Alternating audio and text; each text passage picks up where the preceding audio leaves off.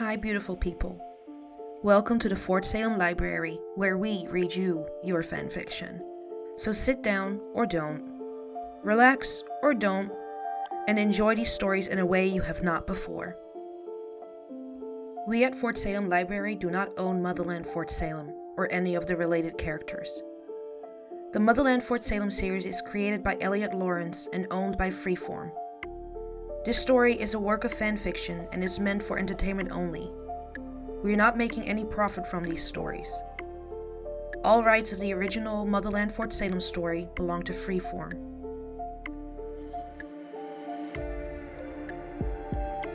We also do not own Small, or any of its original characters and storylines.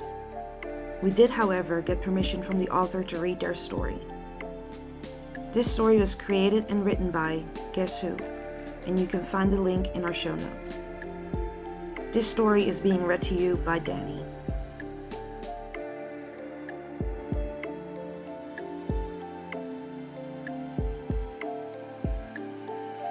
Small, Chapter 5.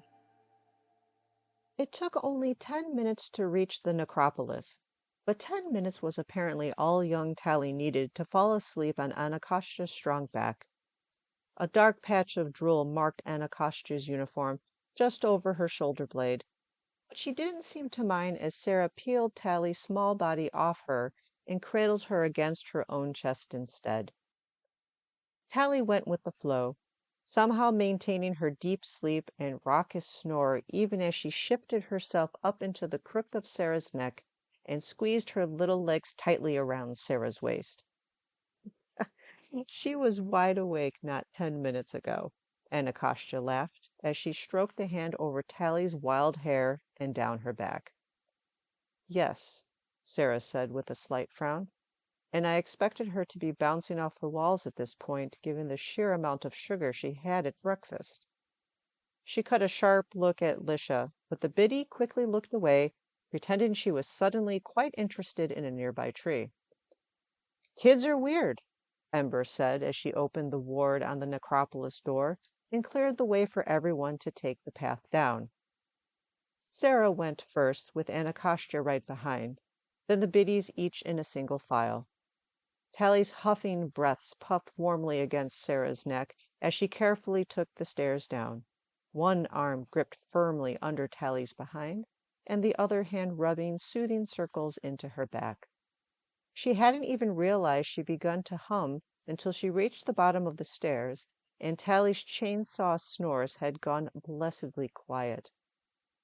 "Goddess, thank you," Kate sent along the link, a light chorus of laughter following from the others.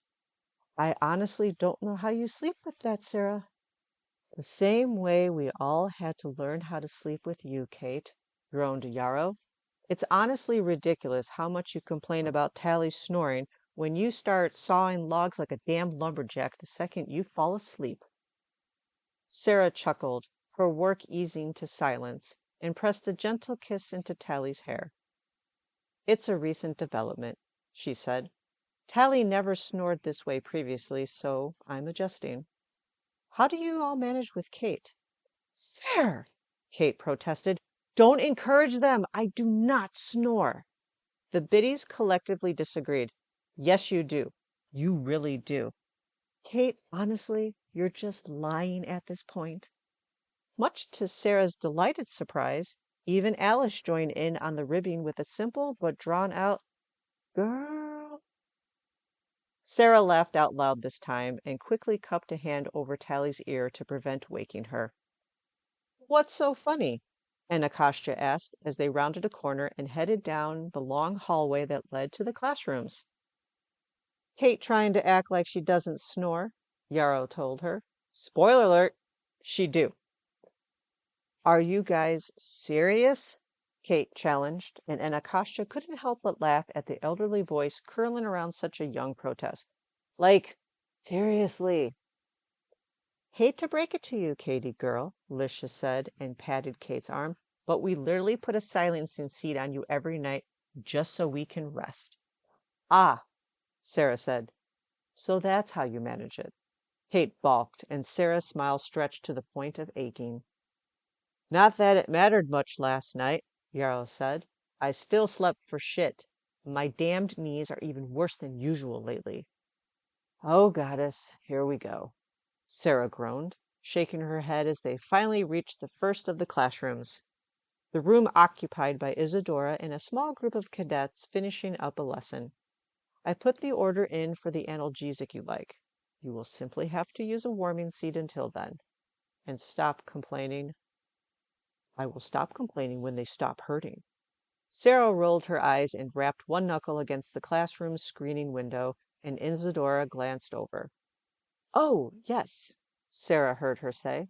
Well, I believe we've covered everything on the agenda for today, cadets. We will begin with sapping and transmutation first thing Friday morning. So I expect you all to come well rested and prepared, as you will be practicing on one another. Dismissed. As the War College cadets filed out of the classroom, they each shot awkward glances towards the ginger child attached to Sarah's chest, but did their best to rein their reactions in. To their credit, they nodded respectfully, muttering quiet acknowledgments of General and Sergeant to Sarah and Anacostia as they slipped around the gaggle of women hovering outside the classroom. Then they practically fled from the necropolis, whispering somewhat audibly to one another about the General's bonded being a freaking toddler again. Like, can you even imagine? Mind your business, cadets! Anacostia barked after them and smirked, satisfied, when a squeak of surprise immediately echoed back. Sarah sighed and held Tally a little tighter. She nuzzled her nose into Tally's hair and suddenly felt her eyes begin to sting with tears. She blinked them quickly away as Isadora joined them in the hall. General, she greeted, I see you managed to get this one to rest. Anacostia's doing, Sarah told her. She clearly has a rather soothing back. Isadora frowned, confused, as Anacostia and the biddies chuckled. Right, she said, and motioned for the group to follow her down to the main lab. Any new developments I should know of? Yes, actually, Sarah replied. Tally seems to be capable of hearing the biddies' communications with me. Isadora looked back at her, surprised. Oh? She said she could only hear them as of this morning, however. Isadora frowned. Strange. I concur, Sarah said, and the biddies all hummed their agreement. The main lab had been preset with the circle of binding chairs Isadora always used when the biddy structure needed to be amended or studied, and Sarah found herself shaken to her core at the way the sight unexpectedly affected her. Like a shock to her system, the ring of chairs, her own standing empty in the middle, took her right back to that day, her last day with Tally as an adult, before the unbinding process landed them in their current predicament. She took a sharp breath as her feet stumbled to a stop. Unbidden, her arms squeezed so tightly around Tally's small body that she heard a quiet whine against her throat and was startled back into awareness. She eased the pressure of her grip and forced another breath in through her nose and out through her mouth. Sarah? A hand landed delicately on her shoulder, and Sarah turned to find Savannah's gentle, worried face. Your heart is racing. Sarah took another breath. Her eyes were stinging again. I didn't expect to feel this way. Scared? Savannah offered, and Sarah swallowed thickly. She didn't want to admit it, but yes, scared was an accurate description. She had no reason to be. Isadora would merely be looking at the structure. Nothing would be altered today, not that she was aware of, but for some reason, Sarah felt as if her entire body had been doused in ice water, and the thought of settling back into that chair made her stomach clench and revolt. A nod was all she could muster, but it was enough. Savannah squeezed her shoulder and nodded firmly. It's natural, she said. Don't fight it. Sarah's eyes watered madly, burning all the while. She blinked, and when tears fell, she closed her eyes sharply. She focused on the weight of Tally on her chest, the warmth of her breath puffing against her neck, the curl of her little fingers around the collar of her jacket, She focused on the gentle pressure of Savannah's hand on her shoulder, squeezing strength into her, and the steady flow of affection and encouragement now working its way down the biddy link from each of the women surrounding her. "Just take one more breath, Sarah," Savannah said, "and then to work." She took the breath, one as deep as she could manage through her nose, and as it eased out, she steeled herself and turned. Without a word, she passed Tally back to Anacostia, then went and took her place in the center chair. She sent a wave of gratitude to her biddies as they each settled in around her, and when Isadora appeared over her and lay a reassuring hand on her arm, she gave her thanks and acquiescence in one swift nod, and the study began. When the biddy structure bloomed to life in the air above, Sarah felt her jaw drop open. Instead of the usual untainted ghostly white, the entire link now glowed a faint seafoam green, as a tiny thread of the deep evergreen of the soul bond that coursed from Sarah's chest and across the room into the steady rise and fall of Tally's back spiraled up and into the network. And in that thick banding of dark green between Sarah and Tally, there now appeared two thin strips that had never been there prior. A white thread pulled from the biddy structure, spiraling its length, and a gorgeous royal purple that Sarah couldn't see the end of, though she could tell it disappeared into her own body. What is that?" Sarah whispered in awe, gaze darting to Isadora, who seemed equally shocked and fascinated. "I have no idea," she admitted. "The evergreen of a soul bond is rare enough, but I have never seen a purple bond, and certainly never a bond connected in this fashion." "In this fashion?" Sarah questioned. "What do you mean?" And then Isadora was on the move, crossing to her tools and gathering two items.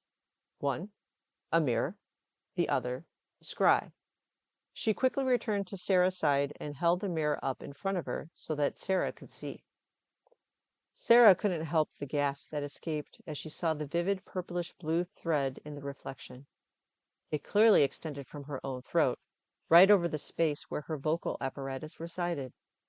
She slowly brought her fingers up as if she could touch the thread, but found the tips met only air. When she lowered her hand again, Isadora kept the mirror in place, but raised the scry to slide its crystal panel over Sarah's throat. Sarah's eyes bulged as she saw her entire vocal structure threaded with the color, as if it had been stitched inside a carefully crafted indigo quilt. "Goddess protect," she whispered, and brought her fingers up again, this time to stroke over the stretch of her own throat. Her eyes shot to Isadora's. "Should I be concerned?" "The vocal apparatus appears unharmed," Isadora told her. "Your work is unaffected?" "As far as I am aware." "That bodes well." She lay a comforting hand on Sarah's arm. "Try not to worry, General. There is likely a reasonable explanation.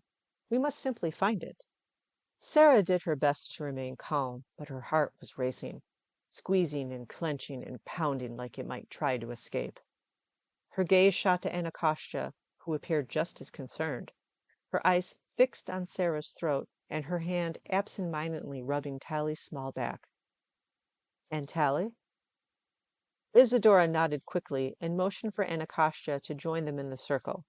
When she did, she carefully set Tally down into Sarah's lap, her small back against Sarah's chest, the evergreen of their soul bond glowing around her, and sure enough, the indigo thread slipped up from the green and disappeared into her own little throat. Isadora held up the mirror and scry once more, and inside Tally's throat the same purple stitching glowed, thoroughly embedded around her cords. "What could it be?" Sarah asked, her hand stroking up and down Tally's arm. "It isn't harming her, is it?" "It doesn't appear to be, no," Isadora said, and while she still retained the jittery excitement of a scientist at the cusp of a new discovery, her voice held a genuine tone of regret. "I'm sorry I have nothing more definitive than that, General, but as I said, this is a bond I've never witnessed. It will require extensive research, but I will do my best to reach a swift conclusion." Sarah took one of Isadora's hands and briefly squeezed. I know you will. Isadora nodded firmly, then passed her items to Anacostia. If you wouldn't mind, Sergeant. Of course, Anacostia said, and returned the items to their places as Isadora focused on Sarah again. Now, what concerns me most currently is this, she said, and ran her finger along the slim thread of white that coursed through green. I was certain the Biddy bond was clearly severed, yet this thread would indicate otherwise. The connection remains of the bond here, as you can see, which may explain Tally's age regression. But the working gives age, Sarah said with a frown, her hands returning to their gentle stroking of Tally's arms. The girl's head flopped to one side on Sarah's chest, neck crooked and drool dripping down from her pouty lips. It doesn't remove it. Isadora shook her head. Actually, General, the working merely transfers vitality, and so it isn't unreasonable to imagine that the working may transfer too much or too little if not performed precisely enough, or if influenced by other workings, such as the natural work embedded in a fated bond like the one you share with Tally. It is possible you and the Biddies each took on a few of Tally's natural years, enough as a collective to drastically affect her, but not quite enough to have a notable effect on you or the Biddies. I think my niece definitely noted it, Yarrow quietly replied. And as the bonds grow stronger the longer that they exist, Isadora continued, it would make sense for her to begin developing communication with the Biddies again. She may have retained this ability in some sense since the unbinding, but only just developed the ability to tap into it again now that it appears the remaining thread has solidified. Is it reversible? Sarah asked, hope and terror both singing in her chest. Can you adjust your working to accommodate the complexities presented by the soul bond and return Tally to her proper age, a true unbinding? Isadora nodded. In theory, yes. In theory. Well, as you can see, she pointed up to the still glowing sea foam structure floating above them, extending from the top of Sarah's head and out towards the Biddies, all of whom had maintained their typical outward quiet, but had been sending Sarah waves of reassurance since the first strike of the tuning fork. It isn't merely the Biddies' link remaining thread that poses an issue. The soul bond has somehow managed to infiltrate the Biddy structure in turn. It's quite unexpected. Which means what exactly? Anacostia asked from her place at the edge of the room, arms crossed over her chest and eyes narrowed as she traced along the lines of the structure with her gaze. That the Biddies are now soul bonded to Tally too? In a way, yes, Isadora said, clinical and breezy, almost bright, and Sarah began to feel a touch of annoyance stir. Isadora, please, she said, and reached up to pinch the bridge of her nose. I recognize fascination with such new developments is part of your nature.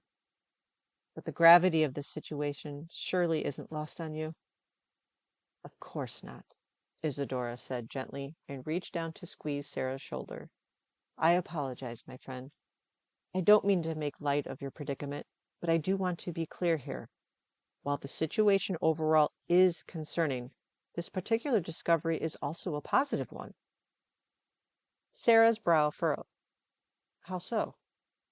The invasion of the Biddy structure by the soul bond will make the work of further unbinding considerably more difficult, but it at least provides us with an explanation for many of the deviations in Private Craven's physical makeup and demeanor, Isadora replied.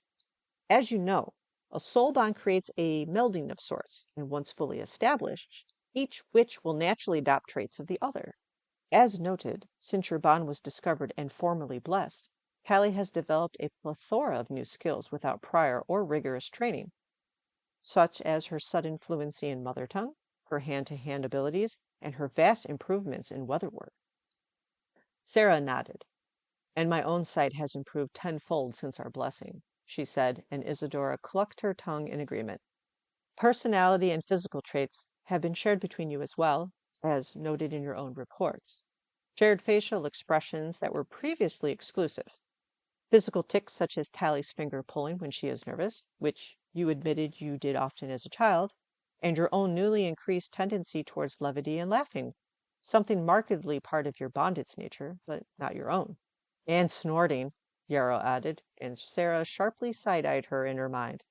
I saw that. That was the intention, Sarah fired back.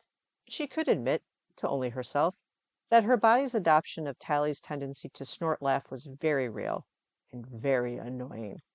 Sarah found it adorable when Tally did it. She hardly felt the same when hearing the sound from herself. A loud gasp suddenly shredded the air, drawing everyone's attention to Kate, who was now sitting upright in her chair and looking at Sarah. The snoring, she said. Sarah, it's me. Isadora frowned. I'm sorry? And then all at once the biddies spoke. Realization struck in Sarah's mind like lightning, their voices as loud between her ears as they were externally. And Sarah was just as surprised as Isadora and Akasha clearly were, neither of them accustomed to the biddies speaking much at all. Now they were cacophonous.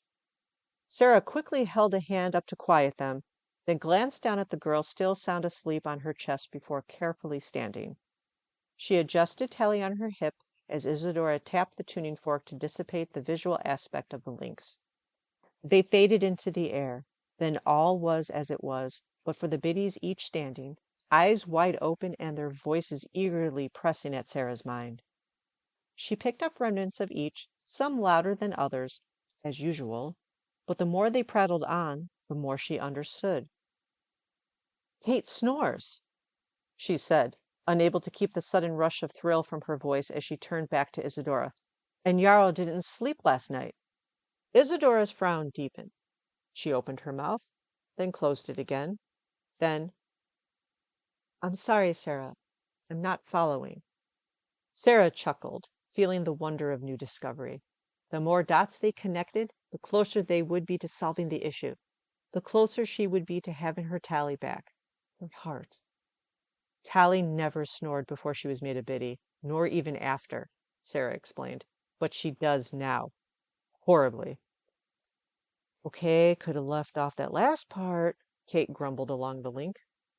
I hear nothing, Isadora said, her curious eyes narrowing on the child glued to Sarah, and Sarah could only laugh. You're about to, she said, and quickly sang a seed of reversal to undo her prior work. It took only a moment or two for the near-deafening sound to begin, like two chainsaws at war with one another, clashing in Tally's throat and nose and grinding out into the air. Sarah smiled like the sun, near giddy, as Isadora's eye twitched and one hand rose to plug an ear. I see. Yes, that is rather loud indeed. Sarah quickly sang to quiet Tally again. And Yarrow, she said. She was unable to sleep last night, and despite Tally's excess sugar this morning, she is clearly quite tired. She rocked Tally from side to side absent-mindedly. And Akasha stepped forward, the same realization that Sarah had only just had now been dawning on her face as well. Her hair, she said, looking to Sarah. How thick and unruly it is. Sarah laughed, feeling lighter than she had since this all began. Just like mine. The way it was when I was a child. Well, and now admittedly, it has never been very cooperative. I was about to say, Savannah chuckled, as the person who braids your hair every morning.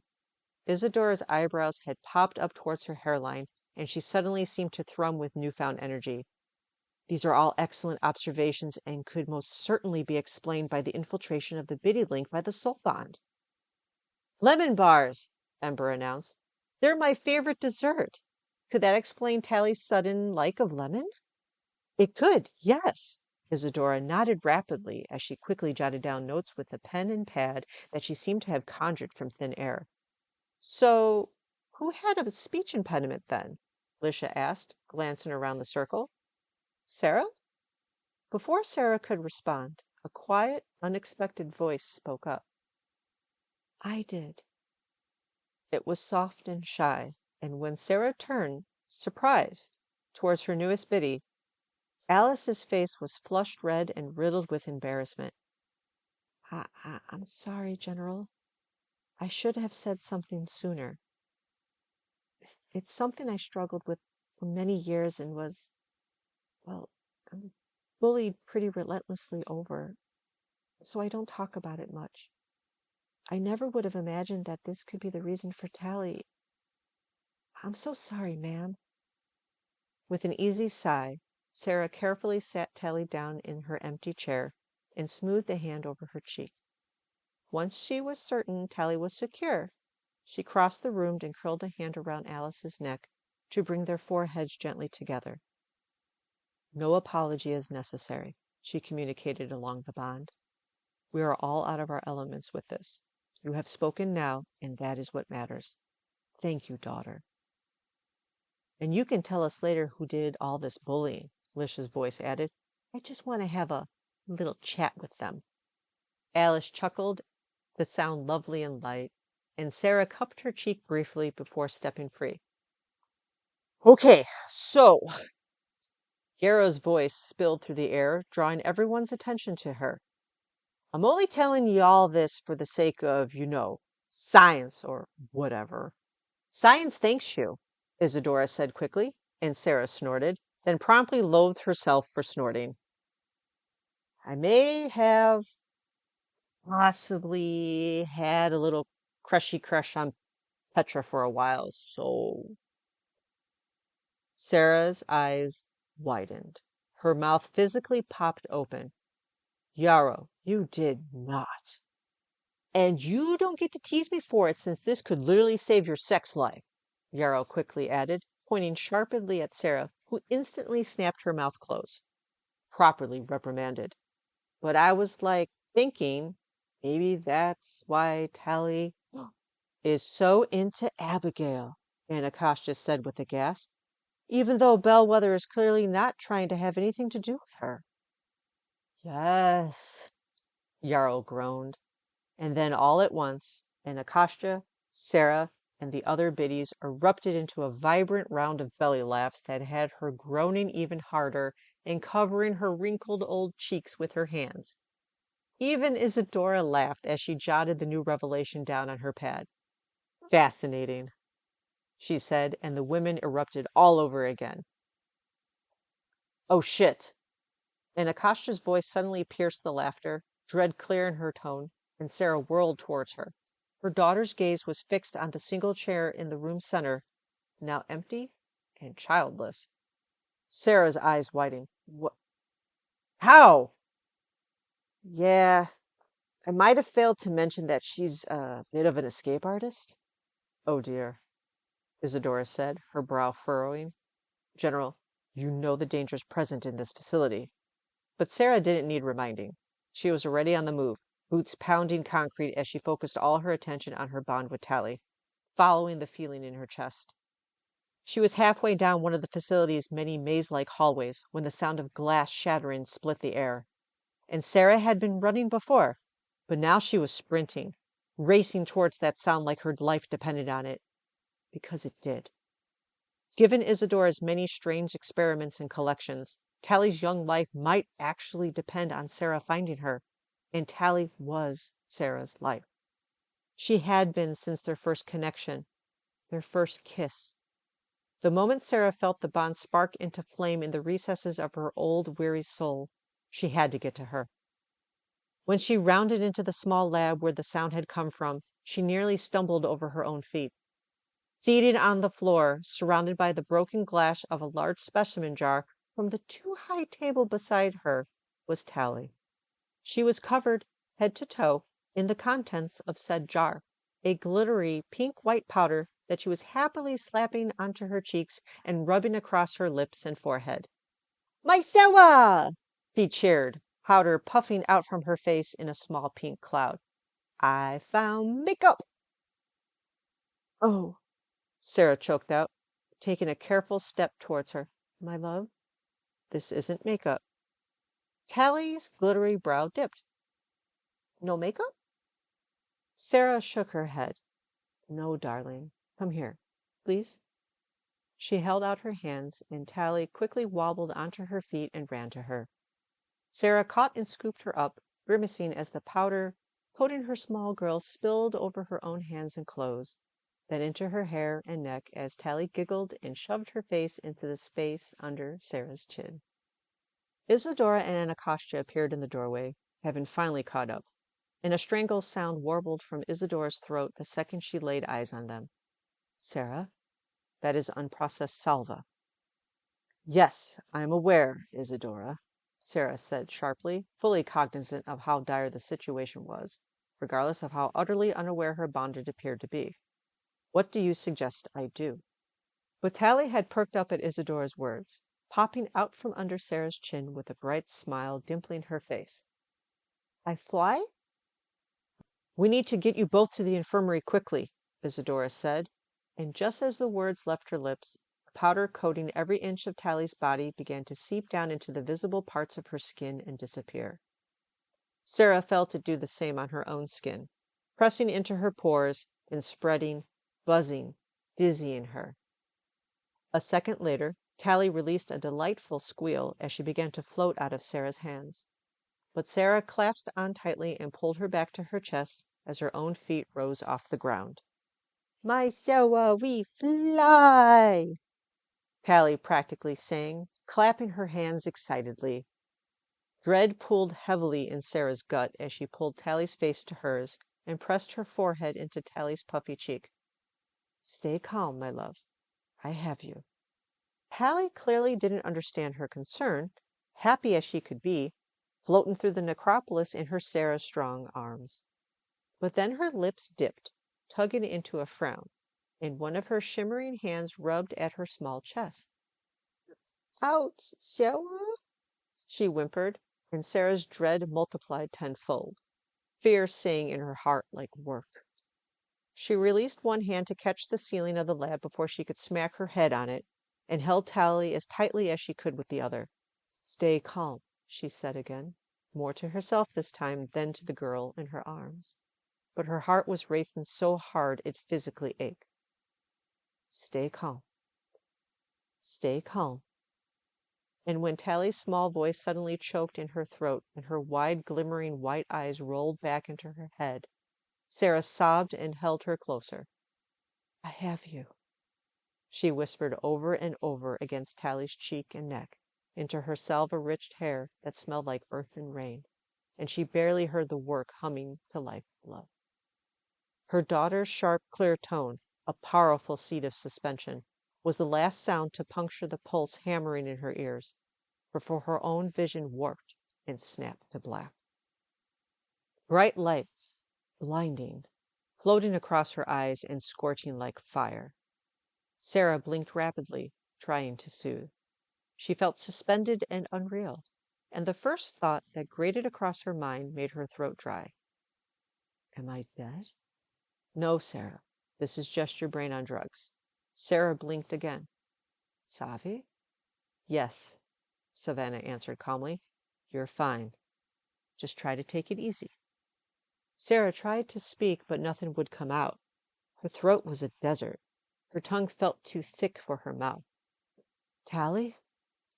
"Also fine," Savannah said, and relief spilled through Sarah's body like warm, rushing water. "Anacostia suspended both your life forces until they could get you to the infirmary. The fixers were able to sap most of the salva from your systems, but some of the effects will take a while to wear off." Sarah's eyes finally focused, and she realized the lights blinding her were only a few feet away. She was floating.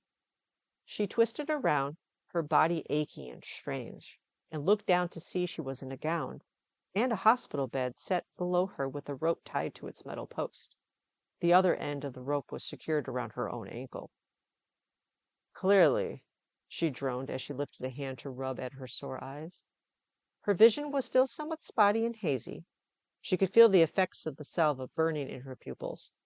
She glanced quickly around, but a large curtain had been pulled to obscure her bed, blocking the rest of the infirmary from view. "Where are you?" The curtain yanked aside a second later, Savannah standing in the now open gap. On the other side, 3 of Sarah's biddies all sat around another hospital bed, another rope attached to its end and tethered to Tally's tiny ankle.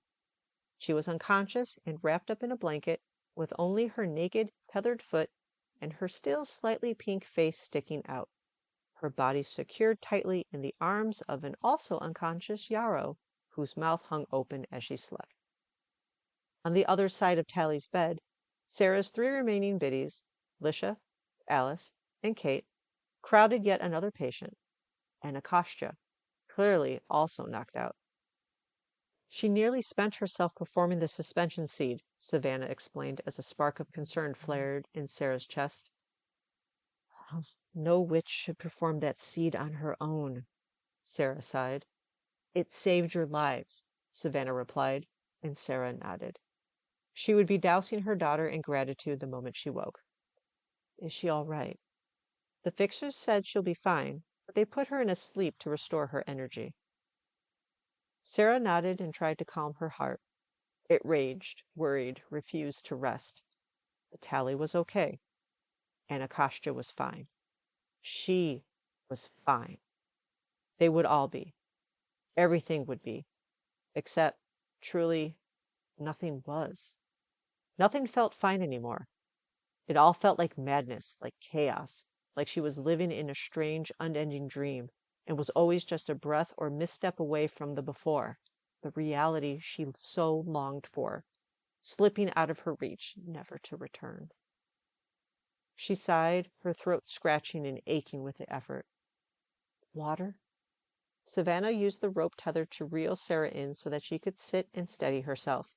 She handed a glass over, and Sarah drank deeply as she held tightly to the bed with one hand to keep herself grounded. The water was room temperature, which she was thankful for. Nothing too sharp or jarring. She drank it down and sighed again. Better, she said. Thank you. Of course, sir. Are you all right? She asked, her voice croaking a bit, but mostly fine. No effects from the salva? Only a bit, Savannah said, waving off her concern with a flick of her wrist. Not even enough to float. Shame, Ember teased from Tally's bedside. We hardly ever get to fly anymore. Sarah managed a dry chuckle and drank the last of her water. Her eyes fixed on Tally again, on her small face buried in Yara's bosom. She needed to feel her breath, feel her pulse. She ached for it.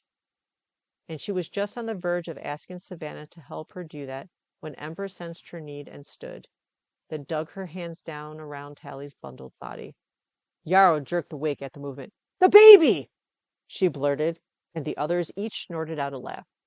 Oh, shut up, you lot. Sarah felt her own laugh bubble gently in her chest.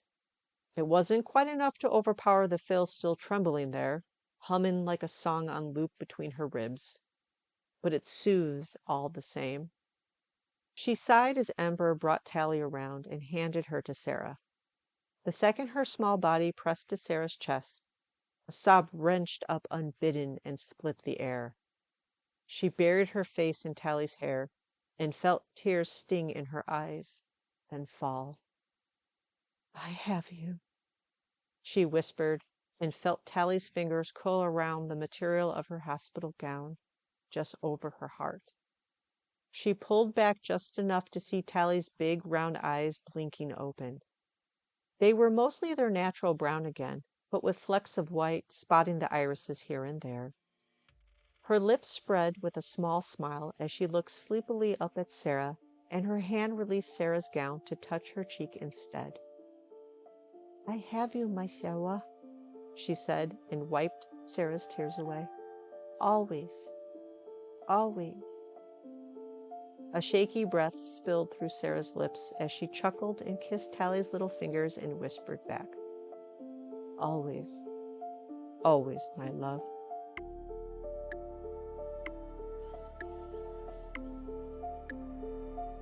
Please find the fanfiction you just listened to on Archive of Our Own and leave the author some love.